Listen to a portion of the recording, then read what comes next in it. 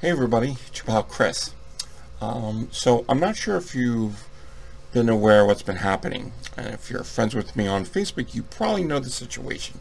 But if not, Monday I put out a review for Todd Sheets' House of Forbidden Secrets. I wasn't the nicest guy about it. I said a few things that I shouldn't have, like dog shit, several times. But the film put me in such a crappy state that I just couldn't deal with it.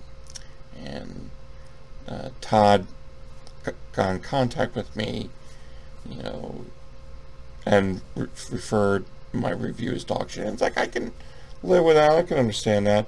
And then his producer, Amanda, got really angry. I was the worst person in the world for that. And like, okay, whatever. And I explained to her, it's like, listen, it's one review, but aside from that, I spoke to Todd later. We squashed the situation, and it's like, okay, yeah, that was bad. But then I thought, all right, I also gave a bad review, but not as bad as I did with Todd.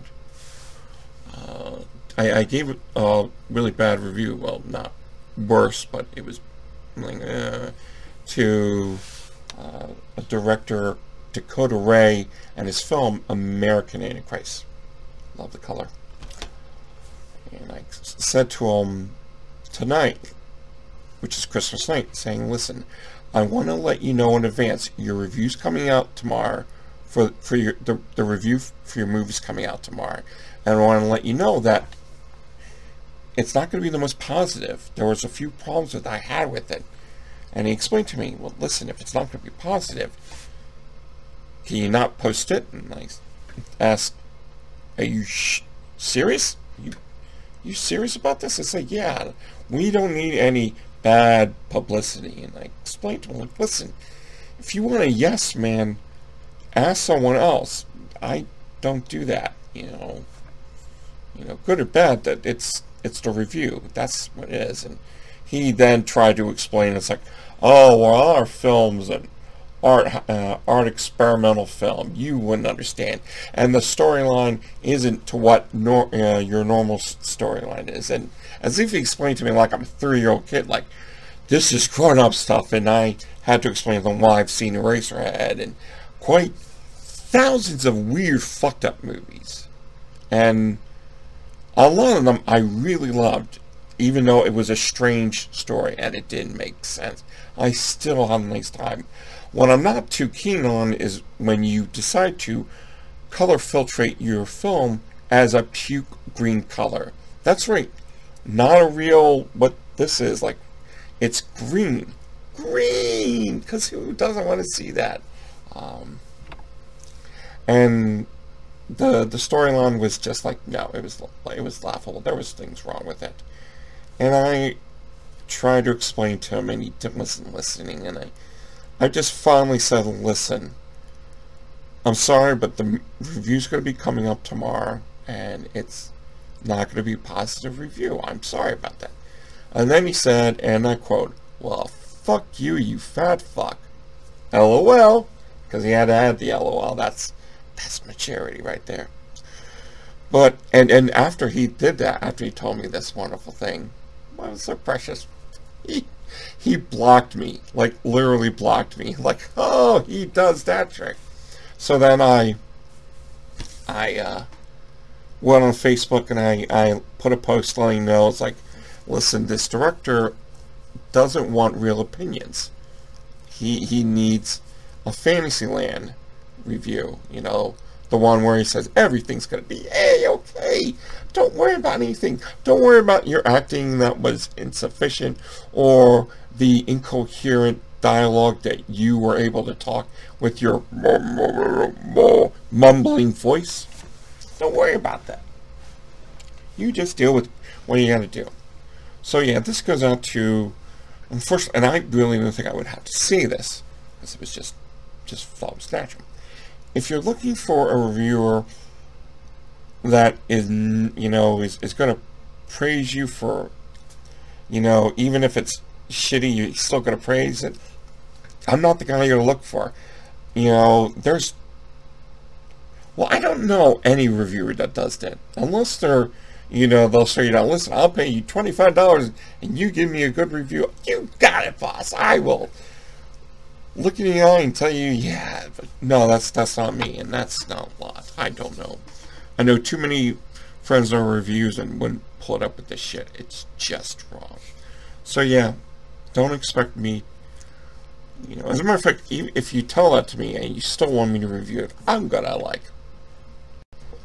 maybe lean towards the bad way even more. I'll look for things that are wrong with it because you just, you know, felt like you wanted this to happen, which I don't understand. So guys, yeah, remember, if you're an actor, director, producer, or friend of a movie that you want to get reviewed, just ask me, and I'll gladly do it. It may take some time because I got a few here and there to review, but alright guys, why don't you sit back, relax, and enjoy the review.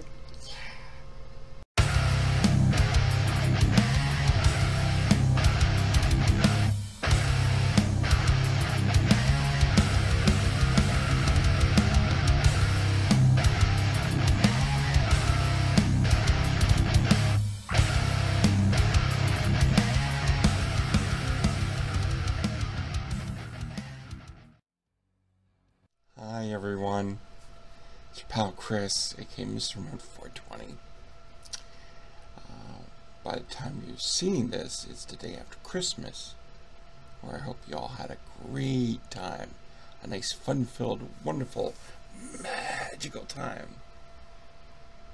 You know what I did? I opened up some presents, played with a few things here and there, and saw one of the most interesting films, or should I say short films to be exact, came from a director by the name of Dakota Ray. It's entitled American Antichrist. Now, if you're a fan of Mr. Remote 420, you may have seen a couple years ago I reviewed a film from Dakota Ray. It was called American Scumbags. Are we seeing a pattern here? Yes, I think we are. He made a film that involved people, stuff, and loud, annoying music. Was it good? Not really, because if I remembered it well enough, it wasn't that good. But then I got to see this film, and I may not have shit on as much as I planned to, but I watched something, well, yesterday, because in the Mr. Ramon 420 time span, I record these like one day after the next, so I can keep my mind sane enough to enjoy the festivities. And the day before, I watched House of Forbidden Secrets by Todd fucking Sheets, and you'll see my my disdain for that film. Hopefully you saw it before you saw this. If not, that's cool. I just have 3 words I'd like to say about American Antichrist.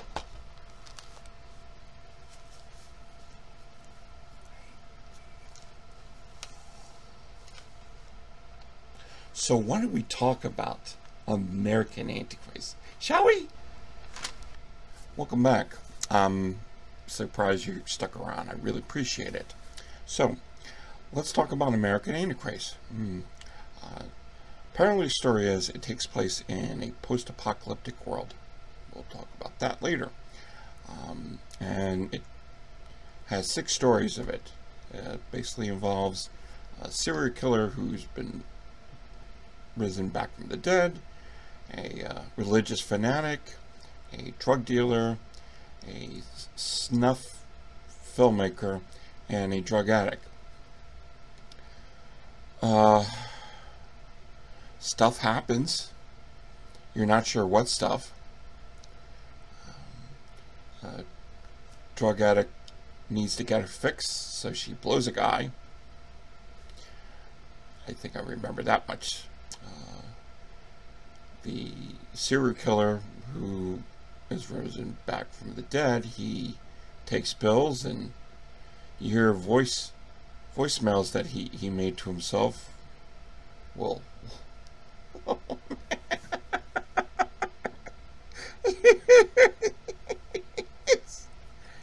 it just continues, and you're watching, you have no clue what's going on. So yeah, there's a lot of religious figures, both, you know, Christian and satanic. I got nothing wrong with that. A guy digs a grave and gets a skull from that grave. Yeah. And it ends. And it's 45 minutes. So, here comes the fun part. Let me tell you what I thought of it. It's good to see you guys again. Wow, I guess you really didn't want to hear me talk about the film. Okay. Before I do that, I want to give an apology to Dakota Ray. I guess you tried the best you could with what you had. You worked with people who I assume are not really actors. They're just people that help you out, and I can understand that for that most part. But honestly, what the hell was it with the color filtration? So for the whole film, I'm sorry, 99.9% of the film, it was in a nasty, ugly green color filtration. It doesn't look like real life. It looks ugly, fake, and sad. And there's one part where you film it in blue filtration. For some reason that day you thought, I'm gonna go blue. Yeah, like, you know, I saw a pair of blue jeans and I thought I should create the film in that way instead of, you know, real life, because who the fuck needs it? Alright, you see this color green right here? That's what was filmed. That's the color filtration. So you're being taken out of the film because all you see is fucking green. Like, nothing but green. It's all shot at, I would assume, like one or two nights, because it just continues and it doesn't make any sense. Like, you're being told, I guess, a story through narration, which, by the way, works so well when you have no idea what the fuck is going on, and the narration is, American Antichrist takes place in a post-apocalyptic world and is comprised of 6 stories of everything. Yes, I like a double cheeseburger with fries and a shake, and God doesn't want you, and blah blah blah. This is how I animate. And it's not just that person that is doing narration. I assume all the characters in the film are doing narration, and it doesn't make any sense. Apparently it's 6 stories, and you have no clue. And just at one point, I gave up. Like, watching it, it was bad. You know, I think he was doing the best he can. But I'll tell you, Dakota, watch other people's work. I mean, there's so many people out there that film the way they can. Paul Ragsdale, brand new guy to, no, I guess it's not because he's done Cinco de Mayo. He has a story. Sometimes part of the story is too long, but that's okay. At least you're intrigued by what's happening, because it doesn't look ugly. The color palette's perfectly done well. You have an interesting premise. You know what's going on. You know, you don't have to be told on the back of the box exactly what's going on, because it's like, but there it is. And I know you've done a few of these films. Honestly, this was hard to deal with. And I may not have crapped on it as much if I didn't see The Night Before Touch Eats House of Forbidden Secrets. And I think I wrote on my Facebook page, it's like, oh, 1 out of 3 films it was bad. I'm hoping 2 out of 3 are going to do it for me. Nope. Nope, nope. And now I'm worried, because my next film I have to review this week is Gordon Price's film. So I'm praying to the film gods that this isn't bad. Like, please do not let this suck donkey dick. I had to watch this because it's for a review for you guys, so let you know. I even talked to one of my friends who's seen it, and he enjoyed it, and I said, well, that's good, you enjoy it. It was not something I could really get behind and say, this is something you need to take a look at. It's not good. It's hard to deal with. Like, I didn't understand a thing. Nothing was going on. There's no subtitles, so you can't understand what the fuck the one guy's saying. And I'm assuming Dakota Ray, who like, Dakota, if this is your real voice, get subtitles. Get it for us to figure out exactly what's happening, because I couldn't. I'm really sorry. Guys, thanks for sticking around. This was depressing. And it did not put me in a Christmas spirit. Like, seeing these two, I could have done one if it was like around Easter time, because I don't give a shit for Easter time or St. Patty's Day. But this was, oh man. Guys, thanks for sticking around. I'll give you a link to where you can purchase your copy if you want to see it yourself. He has a collection of his other movies there.